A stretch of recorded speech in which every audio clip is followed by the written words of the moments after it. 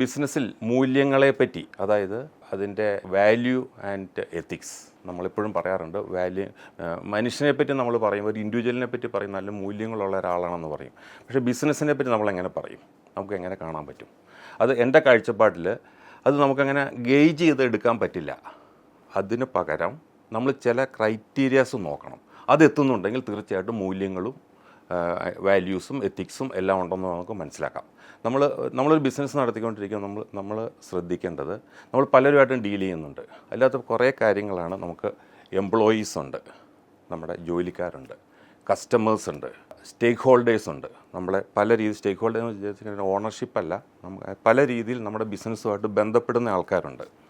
പിന്നെ പബ്ലിക് ഉണ്ട്, സൊസൈറ്റി ഉണ്ട്. ഇവരൊക്കെ എന്താണ് ഈ ബിസിനസ്സിനെ പറ്റി ധരിച്ചിരിക്കുന്നത്? അതാണ് നമ്മൾ ശ്രദ്ധിക്കുന്നത്. അതാണ് അതിൻ്റെ എൻഡ് റിസൾട്ട്. മൂല്യങ്ങളുള്ള ബിസിനസ്സിൻ്റെ എൻഡ് റിസൾട്ട് അതാണ്. സൊസൈറ്റി, മനുഷ്യർ, എൻവറോൺമെൻറ്റ്, ഇതെല്ലാം എങ്ങനെയാണ് ധരിച്ചിരിക്കുന്നത് എന്നുള്ളത്. ഇവരുമായിട്ടുള്ളൊരു അസോസിയേഷൻ ഒരു വിൻ വിൻ സിറ്റുവേഷനിലാണോ പോകുന്നത്? അതോ നമുക്ക് മാത്രം ഗുണം കിട്ടത്തക്ക രീതിയിലാണോ നമ്മൾ ഇവരുമായിട്ട് ഡീൽ ചെയ്യുന്നത്? അതോ രണ്ട് കൂട്ടർക്കും ഗുണം കിട്ടുന്ന രീതിയിലാണോ എന്നുള്ളതാണ് എൻ്റെ അത് സംശയം. ഇതിൻ്റെ അകത്തൊരു ബിസിനസ്സിൻ്റെ വിജയത്തിന് ഞാനീ പറഞ്ഞ ഇത്രയും ആൾക്കാർ, എംപ്ലോയീസ്, കസ്റ്റമേഴ്സ്, ഓൾ സ്റ്റേക്ക് ഹോൾഡേഴ്സ്, ഈ സൊസൈറ്റി, ഇത്രയും ആൾക്കാരും ഈ ബിസിനസ്സിൻ്റെ വിജയത്തിലേക്ക് ആക്ട് ചെയ്യുകയോ താല്പര്യപ്പെടുകയോ സഹായിക്കുകയോ ചെയ്യുന്നുണ്ടോ എന്നുള്ളതാണ് ക്വസ്റ്റ്യൻ. അതാണ് അതിൻ്റെ റിസൾട്ട്.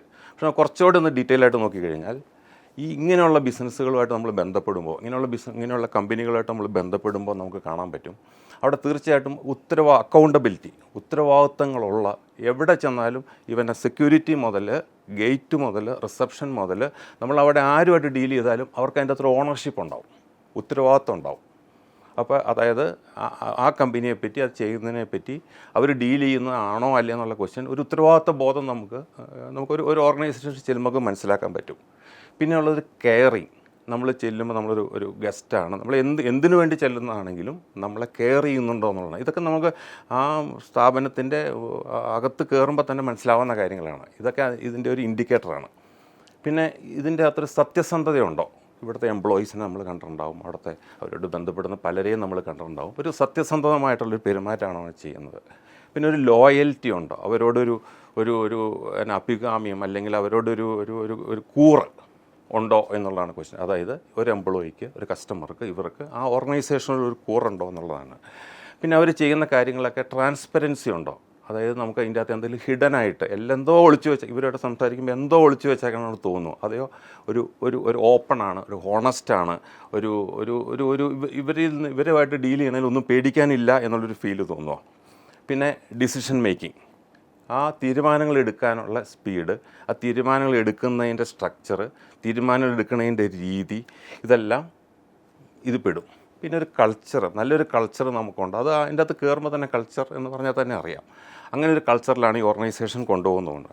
ഇതുകൊണ്ടെല്ലാം ലാസ്റ്റ് ടെസ്റ്റ് എന്ന് പറയുന്നത്, ഞാൻ ആദ്യം പറഞ്ഞ പോലെ തന്നെ, സൊസൈറ്റിക്ക്, പബ്ലിക്കിന്, നമ്മുടെ ഈ ഭൂമിക്ക്, അല്ലെങ്കിൽ അങ്ങനെയൊക്കെ നമ്മളിപ്പോൾ പറഞ്ഞുകൊണ്ടിരിക്കുന്ന പോലെ എൻവറോൺമെൻറ്റിന്, ഇതിന് എല്ലാവർക്കും ഇതുകൊണ്ട് ഈ ബിസിനസ് ഓടിക്കണതുകൊണ്ട് ഗുണങ്ങൾ കിട്ടുന്നുണ്ടോ?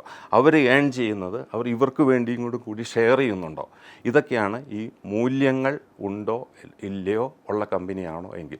മൂല്യങ്ങളുള്ള കമ്പനികൾ തീർച്ചയായിട്ടും എന്തെല്ലാം പ്രശ്നങ്ങളുണ്ടായാലും തകർച്ചയിലേക്ക് പോകാൻ സാധ്യത വളരെ കുറവാണ്.